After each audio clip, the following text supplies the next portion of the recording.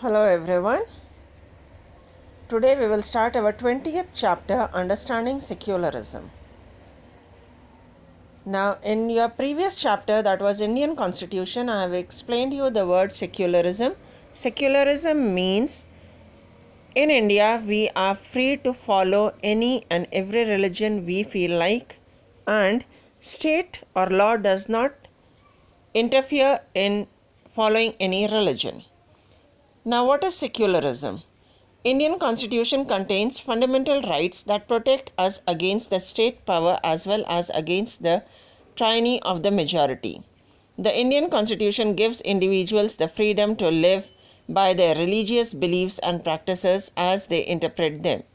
In keeping with this idea of religious freedom for all, India also adopted strategy of separating the power of religion and power of state. Secularism refers to this distinction between religion and the state. So, secularism means the state or the government of the country will not interfere in any religious matters, and people of India, they are free to follow any and every religion they feel like. Law will not stop any individual from following the religion. Why is it important to separate religion from the state?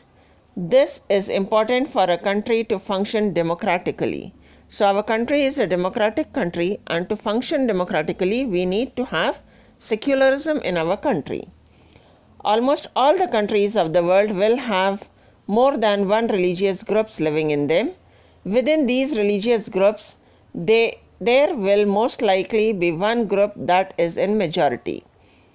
If this majority religious group has access to state power, then it could quite easily use its power and financial resources to discriminate against and persecute the person of other religions. This tyranny of the majority could result discrimination, coercion, and at times even the killing of religious minorities. The majority could quite easily prevent the minorities from practicing their religion. So, in democratic country where secularism is followed, state or the country will not interfere in any religious matter. Now, for this, in all the countries of the world, one religion will always be there in majority. Now, if that majority or people of majority religious group start dominating the minority religious groups, then there will be a problem, or there will be communal problems, and people will start killing each other or fighting with each other. So, to prevent this, or to give certain rights to minority religious groups, the country should have secularism. Another reason that it is important to separate religion from the state in democratic societies is because we also need to protect the freedom of individuals to exit from their religion, embrace another religion, or have freedom to interpret religious teachings differently. Now, another important aspect is that we can exit from any religion, embrace another religion, or interpret the religious teachings in the way we feel that it is correct or we are willing to follow. What is Indian secularism? The Indian Constitution mandates that the Indian state be secular. According to the Constitution, only a secular state can realize its objectives to ensure following. So, Indian Constitution have mentioned the word secularism, and to ensure that we follow secularism, we have following points. Firstly, religious community does not dominate another. One religion cannot dominate the other religion. Second, some members of the religion do not dominate the other members of the same religious community. Every religion is divided into various castes. So, if one caste is in majority, the other minority caste should not be dominated by the same religious community. Third, the state does not enforce any particular religion on individual nor takes away the religious freedom from individuals. So state or the law will not enforce or force a person to follow one particular religion or to embrace means accept another religion. Here law does not allow in secularism. The Indian state works in various ways to prevent the above mentioned domination. First, it uses a strategy of distancing itself from religion. The Indian state is not ruled by religious group nor does it support any one religion. In India, government places like law courts, police stations, government schools and offices are not supposed to display or promote any one religion. How can we follow secularism in a country? Firstly, a state should distance itself, means state should not interfere in any religious matter. Now, Indian state is not ruled by any religious group or religious community, and neither it supports any one religion.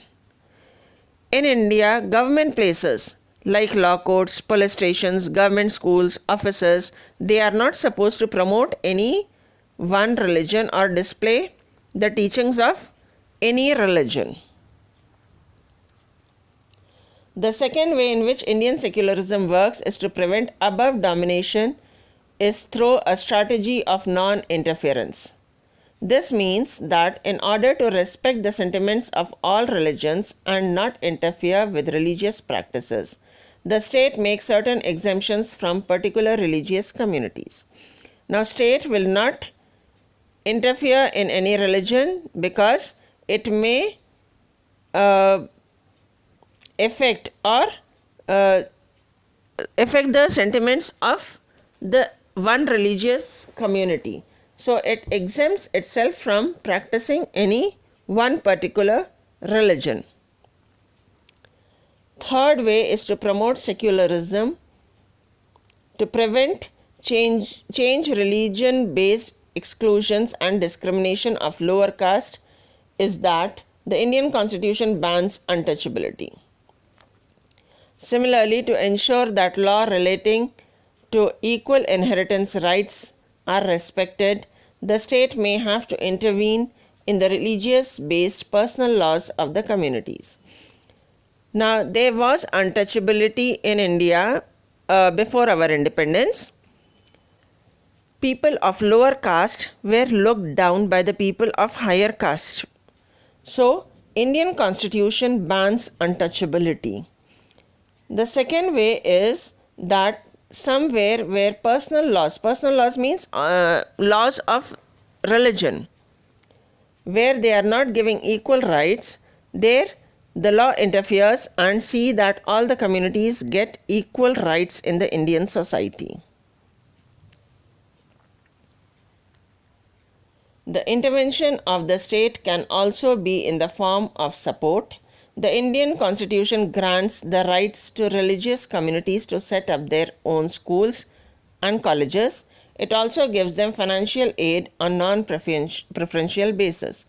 It means that the state will not interfere in religious matters, but it helps all the religious people to establish their own schools where religious teachings are taught to the students.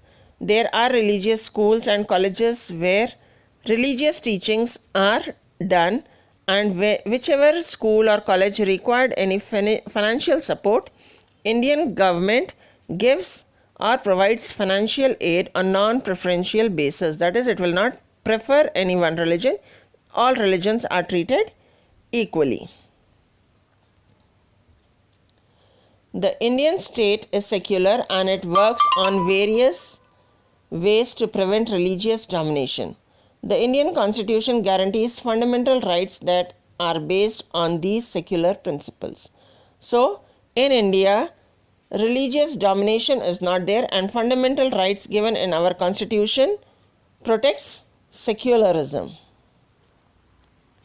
Today we have discussed about secularism.